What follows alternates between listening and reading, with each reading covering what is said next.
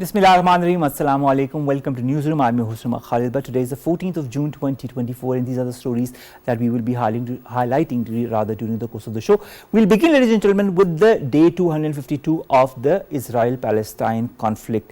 Now, whether it be the despicable situation in the hospitals in Gaza, I'll give you an example of Kamal Adwan Hospital, where there are more than 200 Palestinian children currently at the risk of dying of malnutrition, whether it be Israeli helicopter gunships, attack drones and warplanes that are still striking Rafah despite the United Nations Security Council resolution that talks about the ceasefire, whether it be US President Joe Biden, who says now in a turn of events that he does not expect to see a Gaza ceasefire deal in the near future, while responding to reporters, whether it be the pounding of people, the killing of people that continues in Rafah, in Gaza as well, where at least 14 Palestinians were killed following Israeli airstrikes, and at least 37,266 people have lost their lives since the 7th of October last year, and 85,102 wounded. There is an air of despair. Eidul-Adha is upon us. Hajj is of course beginning as well, and the people in Palestine could not celebrate Eid al-Fitr because there was some kind of an expectation that there might be a truce. That never happened, and now that Eid-ul-Adha is also upon us, the people, the children, the women in Palestine are still suffering at the hands of Israel. This is going to be our first segment. Our second segment, ladies and gentlemen, concerns the Hajj, the upcoming Hajj, the Eid rituals and different queries that people have and have asked us to discuss with our religious experts. We all know that currently the pilgrims, over 2 million pilgrims, are in Mina as we speak, and tomorrow morning after Fajr prayers they will be leaving for the Arafat, where the main khutbah or sermon is going to be held around the Hajj, and then of course different parts of the Hajj ritual that will also continue. The Eid in the kingdom and in some of the other countries is going to be on Sunday. In Pakistan, Eid al-Adha is going to be celebrated on Monday. A lot of questions people also have regarding the sacrifice of animals. What should be done? How should it be done? Can we do a collective sacrifice? What are the modalities around a collective sacrifice if we do not have the necessary, if we cannot financially afford a sacrifice? What can we do in that case? And what are the different questions and answers? We'll be trying to answer them with the help of our experts in our second segments. Then Elon Musk, who has won a record 56 billion pay package. Now Tesla has opened a new lab CEO won a critical shareholder vote for his 56 billion pay package despite opposition from major institutions. This has recently been decided, and of course this is a huge news as far as the whole industry is concerned about. Of course, this is around the money, the 56 billion pay package that he's going to receive. We have the most awesome shareholder base. This is what Elon Musk said at the shareholder meeting after the vote was announced. Finally, Pacific ghost grey whales, ladies and gentlemen, have shrunk in length an astonishing 13% since 2000, adding to evidence that climate change and other human activities are making marine animals smaller. This has been recently unveiled in a study. These diminished size could have big impact on the survival rates and reproductive success, and trigger ripple effects throughout the entire food webs. Now this is of course, the research has been done around 200 whales which are part of the wider eastern North Pacific population of around 14,500, and these whales are considered ecosystem sentinels. So this is going to be the lineup as far as today's show is concerned. We'll begin of course with the story on Palestine, on the Israel-Palestine atrocities, which has now reached day 252.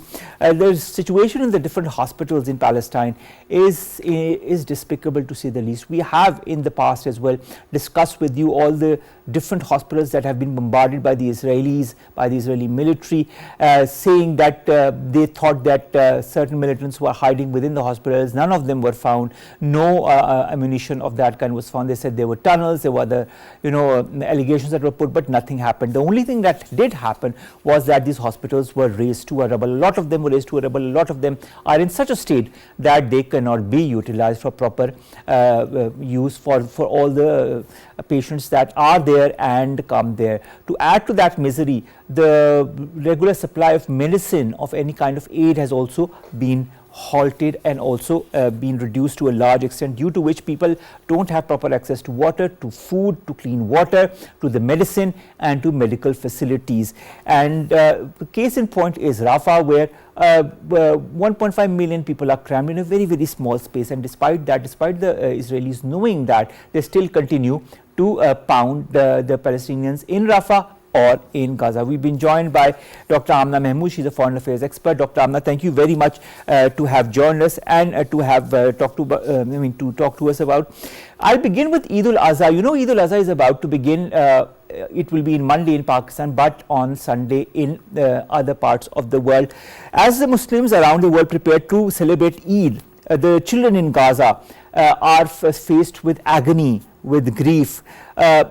Many of the children are saying there's nothing at all in Gaza that may reflect Eid celebrations or even joy.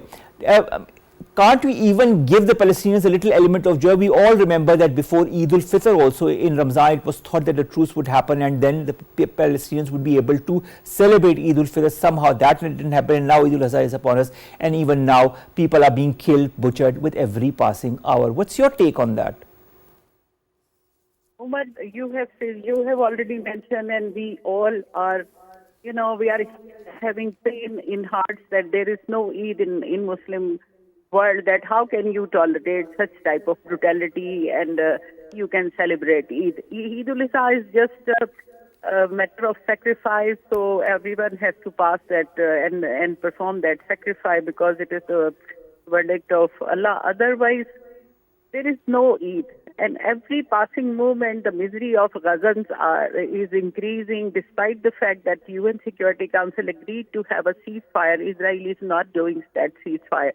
And now everybody is watching that US is shifting the blame on Hamas that they are not coming to the terms for ceasefire. But Hamas is of the view that if there would be complete ceasefire and withdrawal of Israeli forces, they would not accept any ceasefire plan. So we see that they are starving. People in Gaza are starving. They are without medicine. They are suffering. The acute season, acute hot summer, they are suffering. It's without shelter, and they are running from one place to another and facing, acute kind of bombing and shelling. And they are just resisting by running here and there, and there is no other way. And all the supply lines are closed many times in a day, and then Israelis are creating hurdle in supply of all these humanitarian aid and food. This is the war in 21st century when the whole world is watching, where the food, medicine, water is used as a weapon of war. Nothing else is required to eradicate a complete nation that was struggling for their life, and the whole world is watching. I cannot say more than that. Omar, you can understand that where we are sitting as a Muslim world, part of Muslim world, we are so helpless that we cannot do anything to Dr. Amna, you talked about ceasefire. I'd like to understand something. There's a recent comment by US President Joe Biden who says he does not expect to see a Gaza ceasefire deal in the near future. He was responding to reporters who asked if a truce would be reached soon. Biden said no, but he says that he hasn't lost hope. But hasn't Joe Biden been pushing the ceasefire deal? It was also passed in the United Nations Security Council. Only Russia abstained. But why can't this truce happen? Is it Israel that is adamant to continue to kill and butcher more and more Palestinians? What is the reason why a ceasefire is not happening despite the pressure by the US? Yeah, despite the pressure by only by US, but it is by the UN. 14 members vote means that the whole UN Security Council is in favor of ceasefire. The problem is that US is playing double role. They want to give Israel a safe way with respectable position. They should leave Gaza. Otherwise, you see that they have not achieved their motives. To the war is won through the motives you have achieved. But Israel is not achieving those motives. They have not controlled the helpless population of Gaza. There is no option to let them die without food, with hunger, without medicine. Otherwise, they are so resilient. They are standing in front of Israeli. Now, the problem is that they want to escape Gaza, but on their own conditions, because they are not able to deal the position on Lebanese border. Now the Hezbollah, they are irritating, they are firing missiles every day, and Israel is responding with artillery fire. They want to concentrate on Lebanese border, and they want to quit from Gaza, but Mr. Biden is supporting their standpoint that they would leave on their own conditions, and Hamas has to accept. But Hamas is claiming that they are in a position to assert their own solution, that there would be complete evacuation of Palestinian areas by Israeli army. So there are a number of solutions they are floating just to give Israel a safe way that they have won the war, they have won the war. Actually, they have not. They have lost the war on humanitarian front. They have lost the war on in battlefield. They are not able to subdue a nation helpless without having anything. They are not able to defeat them. And if the U.S. is giving them scapegoat, they are giving them safe way. All right, Dr. Amna, stay on line with us. We've also been joined by AVM retired Ijaz Malik Saab. He's a senior analyst. AVM Saab, thank you very much to have joined us.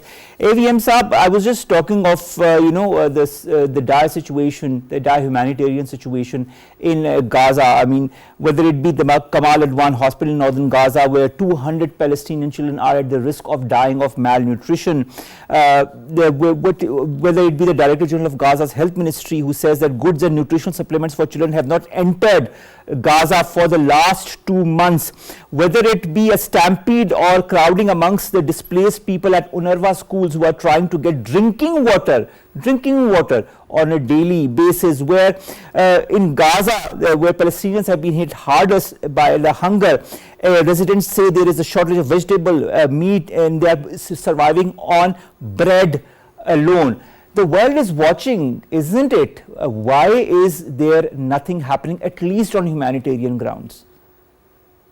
Assalamu alaikum. Unfortunately, this is obviously it is totally and utterly inhumane on the part of Israeli forces, because they claim that they are doing this campaign not against civilian but against the militants, while the entire world through media and history knows that in the urban terrain of Gaza, it is difficult to isolate and identify who is who, and the kind of weaponry they are using that is not so precise that it can differentiate between a militant or an innocent civilian or a child or a woman or an old a patient.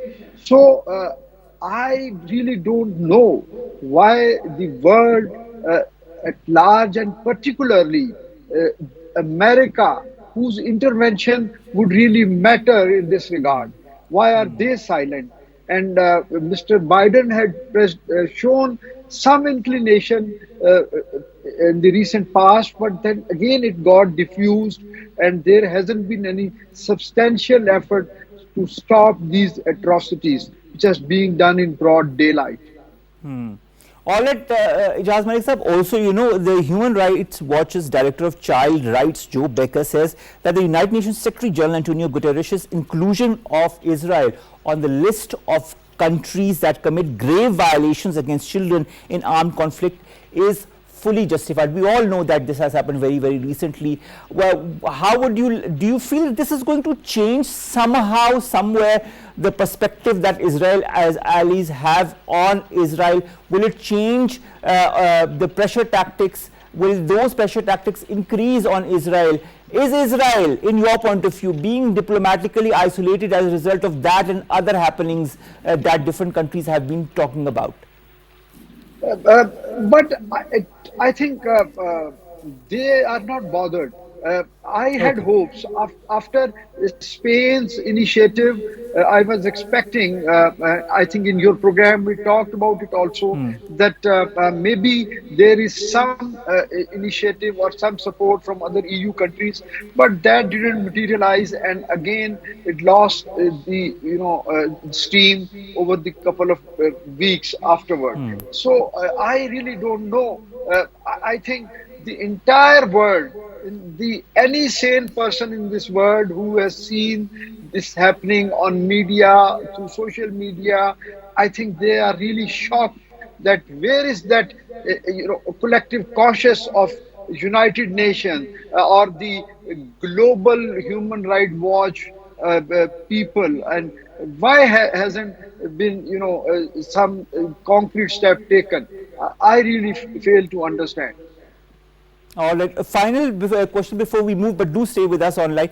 When you look at the casualties that have been happening in Rafah, in Gaza, around Gaza, and the number that has exceeded 37,200 as far as those who've been killed, and 85,100 who've been injured since the 7th of October last year. When we see 34 Palestinians have been killed, 71 wounded in the past 24-hour period alone, and this 24-hour period is after much after the United Nations Security Council resolution that has been passed regarding a ceasefire.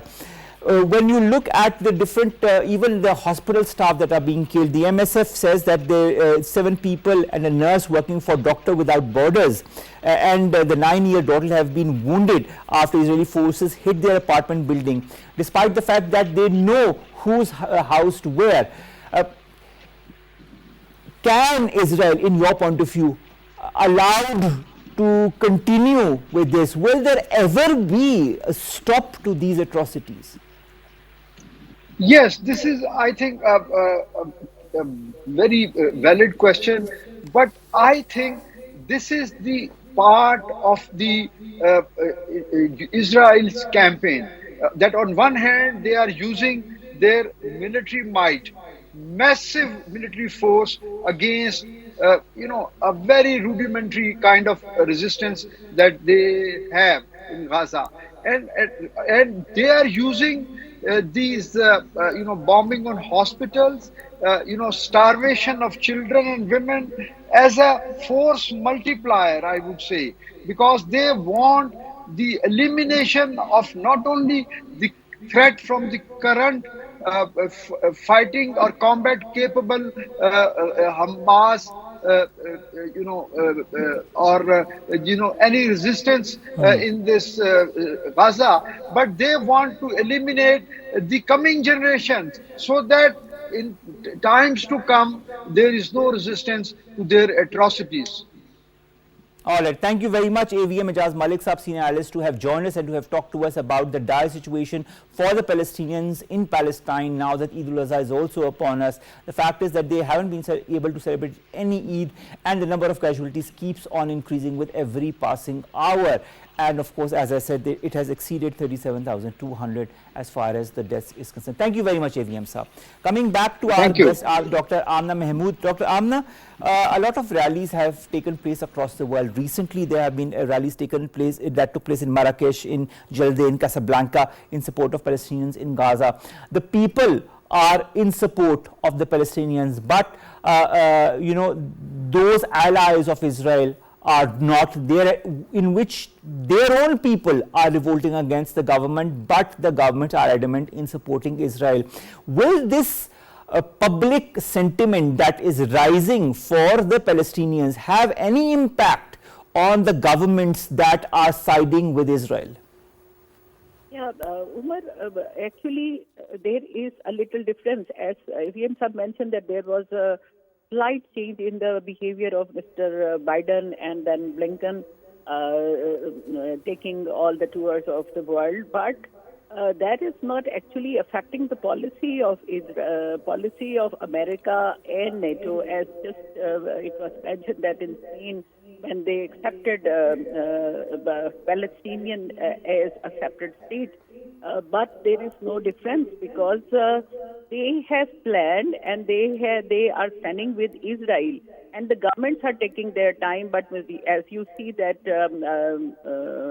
France, its assembly is dissolved because they are going for fresh elections 27 months before the actual time. It means that people's pressure is there and governments are not able to survive. And you have seen the result of UK local government election where Rishi Sunak's party is defeated.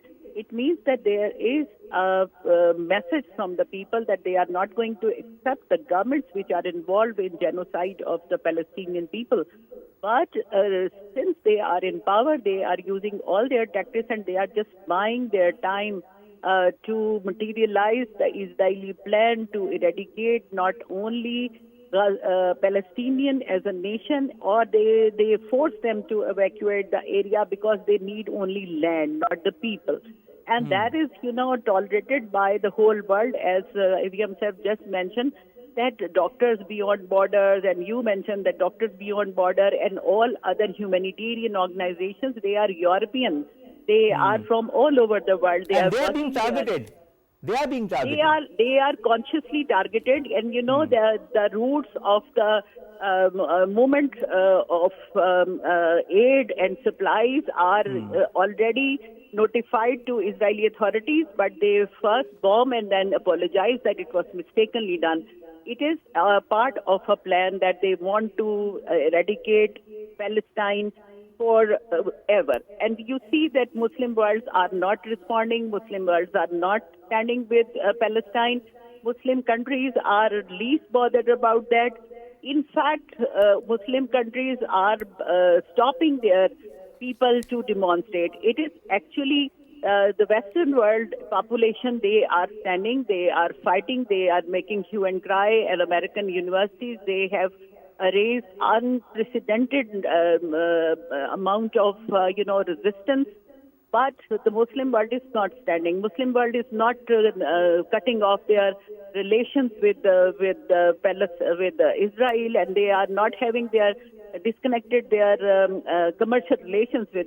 And that is actually the reason Israel is so powerful, and they are going along. I'd like to understand something, Dr. Amna. Dr. Amna, a lot of people are saying that there were a lot of questions regarding the escalation of war in Palestine, and they said it might go beyond Palestine. The United Nations Secretary General Antonio Guterres has also warned time and again of that, and now we see somehow this happening. When you look at what is the increase in violence or the increase in aggression between Lebanon and Israel. When Lebanon, there was a major drone and rocket attack that targeted military bases in Israel's north. Israeli forces responded with a deadly bombing in southern Lebanon. Do you feel that these border clashes could descend in an all-out war between the two, and do you fear an escalation of this conflict if it does not end in the coming days?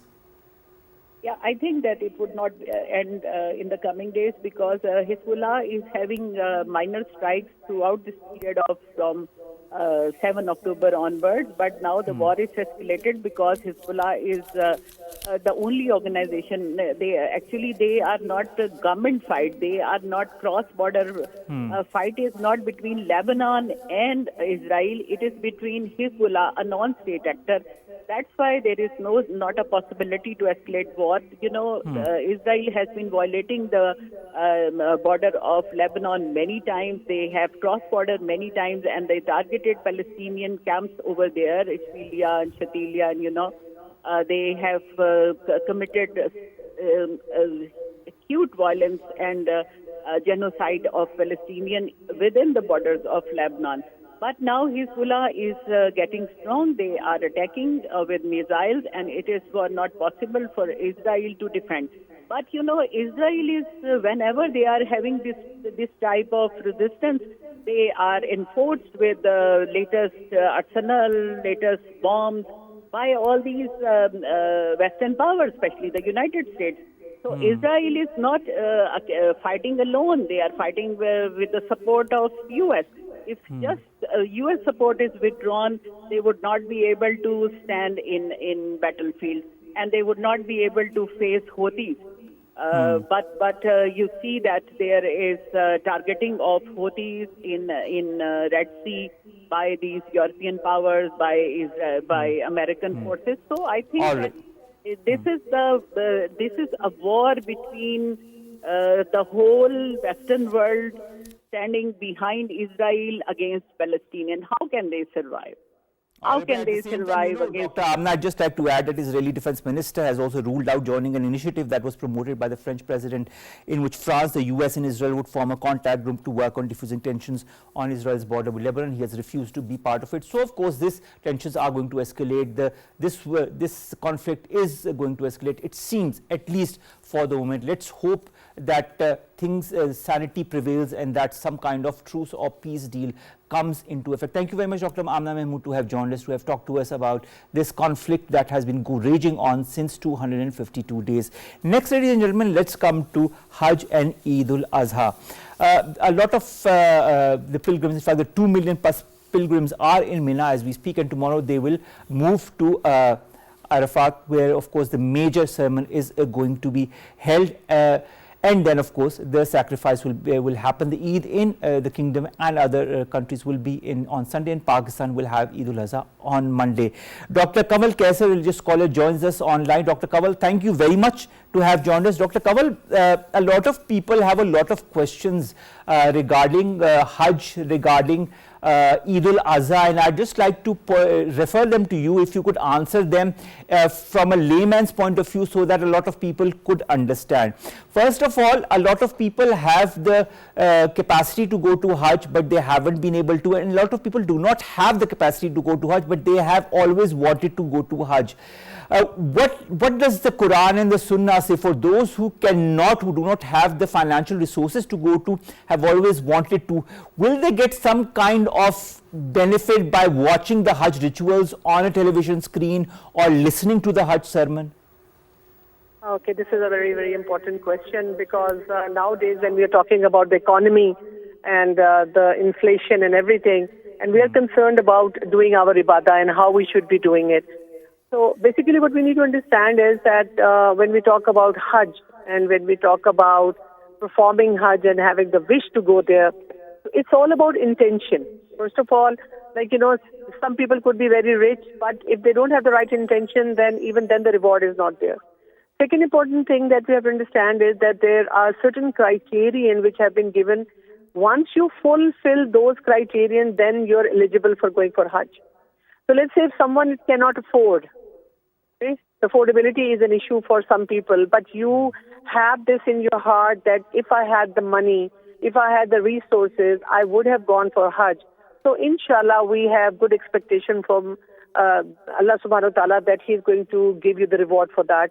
Plus, there is no accountability on you. That's the most important thing. It is farz ibadah on those people who can afford it. And along with that, there are other, for example, for a female, she should have a mahram with her to go for Hajj. Then should be able to manage otherwise. The checklist should be complete. So that is an important thing to understand related to Hajj. But yes, when you actually go over there, you find so many people who apparently don't look very rich, but they're there. Why? Because it is sort of their mission that they should be saving money, and they've saved money all their life, or they save all the resources and they invest in going for or taking this journey. So I sometimes come across people who are taking vacations, having a lavish lifestyle, but when it comes to Hajj, they say that it is becoming difficult for them to afford it. All right, so a lot of that rests on intention, on what your actual intentions are. Whether you can or cannot afford it, it is in fact your intentions that count the most to Allah Almighty, and this is what is also going to be rewarded in the afterlife. This said, do we get any kind of religious benefit by watching the sermon, which will happen, of course, tomorrow, by watching the different parts of Hajj that are also televised on our television screens? Is there any kind of benefit therein? If we look at the global picture right now, we are really shaky about the Ummah, that where does the Ummah stand, and we feel sort of lost. So when you're watching Hajj, you definitely get this feeling of the rituals, the unity, everyone, the rich and the poor, in the same attire, and then their sort of the connection that you see that they're developing with their higher being. Apart from that, what you can do is you can open some book which is giving you details of all the rituals. Then you can also listen to different speakers and scholars as to what are the interpretations of different events and different activities that you're doing. Like, for example, today when everyone is sitting there in Mina, so like when you're in your hometown, the whole day you're so busy. It's like 24/7 you're doing something and you wish it was 28/7 for you, that you had more hours to catch on to all the work that you have at hand. And you spend so much money and you travel such a big distance, and ultimately once you're over there, you're sitting in Mina doing nothing, just praying 5 times. That's it. And doing, reciting the takbirat, a recitation of Quran. And one wonders why there is nothing else that needs to be done over there. Because Allah subhanahu wa ta'ala wants us to pause, think, reflect, and be more mindful, see where my life is going, understand that sometimes there are going to be commandments coming from the higher power which might not be looking logical according to my own intellect, but this is what is expected of me, and this is something which is going to be rewarded. So this is like an amazing thing that you get the feel. So every ritual, like when you're in Arafat, when you are in Muzdalfa, when you are sacrificing the animal over there, when you are stoning the shaitan. So all the rituals bring us a certain message. So if you keep reviving that message even when we are home, so that's like something which is an immense learning. All right, Dr. Kanwal, stay online with us. We've also been joined by by Mufti Imran, Sandhu Sahib, religious scholar in our studios. Thank you very much, Mufti Sahib, to have come all the way. Mufti Sahib, when it comes on Hajj, there are a lot of people say that you can in this holy month there are certain days where you can fast. There are certain ibadat that you can do during this whole month. Are there specific days when you can do that? Are there specific days where you should fast as well during this month? Well, the fasting is not obligatory. Fasting is voluntary. So first 9 days you can fast. On the 10th day it is a Eid day, and 11th and 12th we should not fast on those days. So first 9 days if you fast, there is a hadith that says that it's a great reward to fast on those days. But mind you, people who are not in the Hajj, they can avail this opportunity. But people who are there in this hot summer, they should assess their ability to fast, whether they should fast or not. How important is Hajj as a pillar of our religion, and what are the basic instructions around Hajj that have been given in the Quran and in the Sunnah? A very, very good question. I was praying that somebody should ask this question. Everybody knows that there are rituals in Islam. In Islam, like other religions, there are rituals, but the Islamic ritual revolves around ibadah. What is ibadah? Abdiya. And this Hajj is the peak of ibadah. Hajj, it has your bodily struggle as well. It also combines a monetary effort, ibadah as well, or monetary effort. Not only monetary effort and bodily effort, but also a long journey that you take, risk that you take. And when you go to Hajj, the message of Hajj comes from Ibrahim alayhi salam, the Sunnah of Ibrahim alayhi salam. If you ponder upon the Sunnah of Ibrahim alayhi salam, what he did, why is Hajj binding upon a person to do one Hajj if he is able to, if he has the monetary and bodily capability to do that? The reason is Ibrahim alayhi salam. I'll take back you to the era of Ibrahim alayhi salam. First he broke the idols over there, and then he made a journey from his place Canaan to Makkah, and then he actually went back. And then when he again came back, Ismail alayhi salam was a young boy at that time. He was a young man at that time. And Allah subhanahu wa ta'ala put a dream in his heart, dream, that you have to sacrifice your son. we know from the hindsight that sacrifice was not taken in real terms, rather we do a sacrifice of an animal in commemoration of that act of Ibrahim alayhi salam. But the message was that you should be prepared to sacrifice your most beloved things in the world in order to do that. So if you go on, he went to Arafat. Before the Hajj we do Umrah, going around the Kaaba 7 times, that commemorates the construction of the Kaaba. And then going to Safa and Marwa in the Umrah, it commemorates the struggle of his mother, Ismail alayhi salam's mother, when she tried to fetch some food for him, and then the Zamzam came out, and then after that they go in Mina, and after Mina they go to Arafat. From Arafat they go for Jamarat to do the Rami.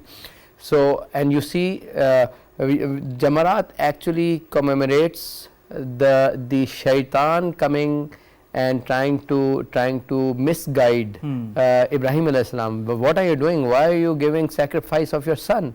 So the whole idea is that we Muslims, we say inna salati, that our namaz, wa nusuki, and our qurbani is for the sake of Allah subhanahu wa ta'ala. Our life is for Allah subhanahu wa ta'ala. So this ibadah of Hajj gives commemorates a message that we came from Allah, inna lillahi wa inna ilayhi raji'un, and we have to return to Allah. And our life and our qurbani and our ibadah is all for Allah subhanahu wa ta'ala. So this is a retrospect actually. All right. Dr. Kanwal, Kaisser, I hope you're still with us. Eid-ul-Adha is going to be celebrated this very Monday in Pakistan. Now, a lot of people ask this question, so I'm going to refer this to you and to Imran, Mufti Imran as well. My first question regards the sacrifice. What kind of people can pay for a sacrifice? What kind of financial resources can be utilized to sacrifice animals that will be accepted by the Allah Almighty? Actually, that's a very interesting question, Omar. Like when we talk about sacrifice of the animal, and we call it qurbani. So qurbani comes from the root word qurb. Qurb means doing something to get close to Allah subhanahu wa ta'ala. So basically when we are making this sacrifice, what we're doing is we're remembering all the sacrifices that were made by Ibrahim alayhi salam. And all his life is there for us. And second important thing, we sort of remind ourselves what are the sacrifices I need to make in my life. So a lot of time people say that, again, they talk about affordability. If there is affordability, then we'll move towards making a sacrifice. But sacrifice is actually this act of heart. Like I again know people who save the whole year to make this sacrifice. And then I know so many people who can manage very easily the whole year to save for some sacrificial animal or put a share in some of the animal, but they're not ready for that. So this all revolves around how much you think about the greatness of Allah Almighty and how much do you give importance to whatever He has prescribed for us or He has asked us to accomplish in our life. And that is why we take, during these 10 days, we repeatedly look into the life of Ibrahim alayhi salam, and we see that how for him the priority was to sustain his ibadah and also manage all his, whatever love he had for his family. Like he was tested by his father, his family members, then in the court of a king, then by his son, with wife. And these are not easy tests. So sacrifice should not just be a ritual for us, it should be something that we learn out. I totally agree with you on that. Thank you so very much, Dr. Kanwal Kaisser. We just call it to have joined us online to talk about Hajj, to talk about Eid-ul-Adha, and of course the importance from different perspectives. Coming to you, Mufti Imran Sandhu, when it comes to sacrifice, a lot of questions are raised as to, this is what I was also trying to ask Dr. Kanwal, as to the financial resources that you have. Is it halal or not? Can it be used for sacrifice? If it is used for sacrifice, will it be accepted by Allah Almighty? What is the criteria for what you earn that should be spent in sacrificing an animal? What kind of financial resources should that be? Allah says in Quran that your meat does not reach me, your taqwa reach me. So the message is very clear. Any money that is earned out of taqwa, without taqwa, like money of bribery or money of theft or money of corruption, that is a big question mark towards whether Allah will accept it or not. Of course, if a thief or if a dacoit does a dacoity or theft and then he does qurbani, that is for sure the mal was haram, the qurbani is not going to reach. The second thing is what amount of what is the criteria of qurbani becoming wajib or obligatory? This is also a very important question. So if a person has a liability and he has assets, liquid assets greater than assets greater than the liabilities, liabilities equal to 52 tolas of chandi or silver or 7.5 tolas of gold. If the difference between the liability and the asset is that much, more after he has got ample food in the house, then he has to give qurbani. All right. So this is an important aspect, and Allah says in Quran, inna a'tainaka al-kawsar fasalli li rabbika wanhar inna shani'aka huwal abtar, fasalli li rabbika wanhar. So you only have to do this qurbani for the sake of Allah. Now you know, on one side it seems as an obligation, but on other side it seems as a compassion or passion as well. If dedication to if somebody has dedication towards Allah, then only the qurbani is going to, and that is a matter between Allah and his. All right, final question. I want a very short answer. We're short of time. A lot of people do ijtimai sacrifice or collective sacrifice. They take pieces in a cow. They what is the number of people that can be part of a cow and take pieces from that and then collectively pay for that cow? A. B. Is that accepted as per our religion? Yes, in a big animal like cow or camel, we can divide into 7 pieces. So the way to do it, you divide into 7 pieces, and people should know how many pieces they have paid for, so that there is no difference of opinion at the end. So it could be 7 divided into 7 people, not more than 7.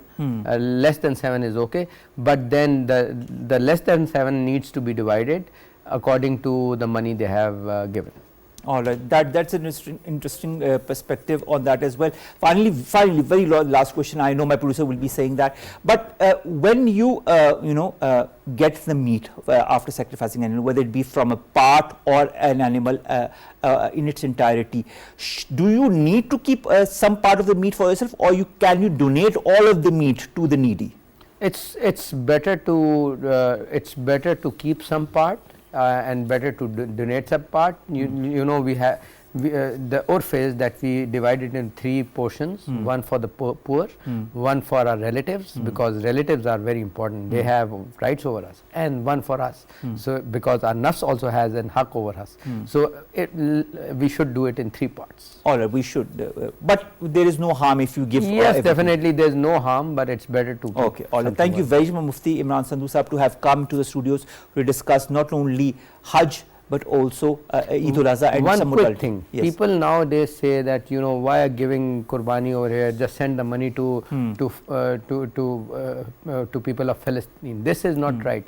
if somebody has wajib qurbani, he should give qurbani. Yes, he can do that qurbani in Palestine. All right, all right. Thank you very much, Mufti Imran Sandhu, to have joined us, to have talked to us about these two important events. And finally, before we go, just a little one-liner about Elon Musk, who has won a record 56 billion pay package, which is a huge boost for Elon Musk. And of course, we know this is the guy behind Tesla and X, which was previously known as Twitter. And also, Pacific Coast grey whales are shrinking in length by astonishing 13% since the year 2000, which adds to evidence that climate change and human activities are making marine animals smaller, studies say. So we need to also think in those terms, but we need to think in broader terms of humanity as a whole, and also what are the things that are changing humanity, whether it be brutalities or whether it be climate change. With that, we come to an end of today's newsroom. It's Friday. Monday will be eiduladha, inshallah ta'ala, in Pakistan. An advance eiduladha Mubarak to all of you who are watching us, and have a wonderful weekend ahead. Allah Hafiz.